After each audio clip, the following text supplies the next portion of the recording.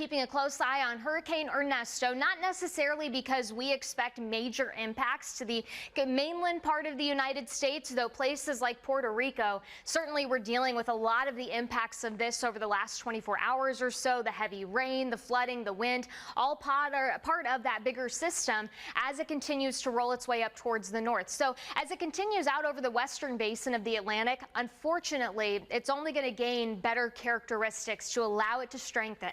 Takes advantage of the warm water temperatures, less what we call wind shear, which would typically tear apart these tropical systems. Tropical storms do not like any type of strong upper level winds because it tears apart what we call a vertically stacked atmosphere. I know that's a lot of technical term, but it likes that. It likes weak winds because it can basically then just feed off of itself. If it has to deal too much with either dry air or strong winds in the upper levels of the atmosphere, it really usually inhibits any additional strengthening of these systems. So we do expect it to gain Category 3 strength, likely sometime either late Thursday, headed into early Friday morning, before as it approaches the island of Bermuda, we may see it start to weaken just a little bit, but it still holds on to its decent strength as it continues to work its way to the north by Monday, approaching the northeast, and it's still got winds packed at 90 miles per hour. So what are we talking about when we mean a Category 3 storm? Technically, it's a major hurricane, so that would technically be our second storm this year